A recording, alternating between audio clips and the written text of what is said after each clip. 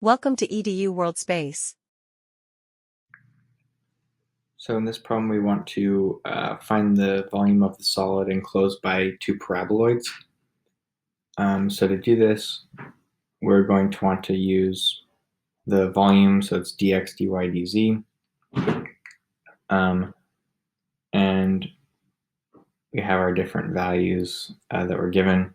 We know that x is from -2 to 2. So we'll do an integral from -2 to 2.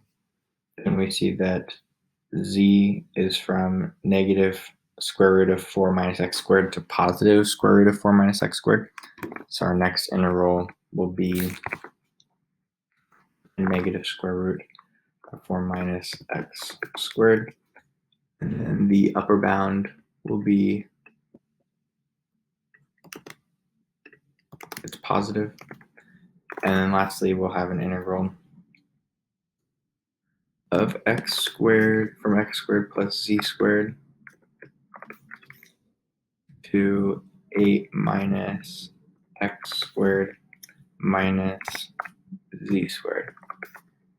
And this all comes from determining the bounds of the solid that we have.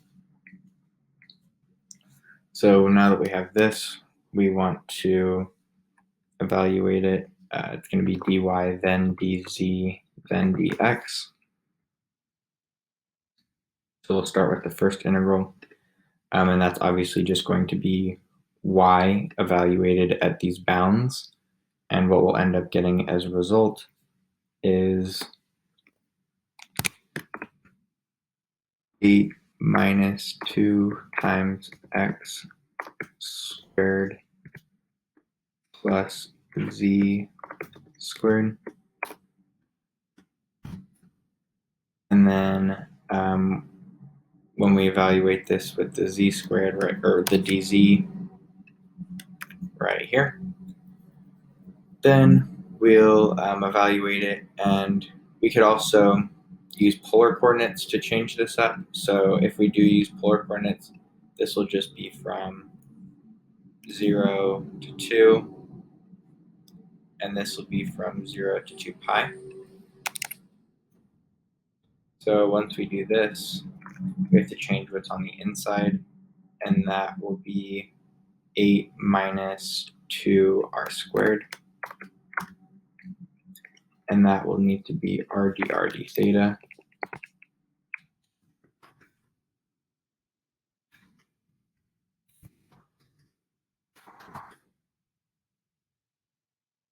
And we'll keep this in parentheses. Now that we have this, we see that this value is not changing, even if we change the coordinates that we're using. So then this will just be multiplied through, so we'll get an r cubed, and this will be 8r. And then when we take, we'll move d theta to be right here, and then we'll multiply them. So then the d theta will obviously give us 2 pi.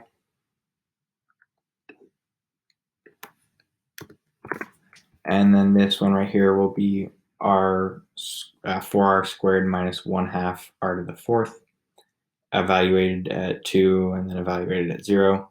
And that's going to give us 2 pi times 16 minus 8, which will then give us 8 pi times 2, which will be 16 pi. And what you'll see is that this value has not changed at all over the course of the entire problem, which tells us that we've been calculating it correctly. And it also shows that as long as you're allowed to use a calculating tool, you might as well save some time and start off just by determining the integral. And then once you do that, your calculation will be correct.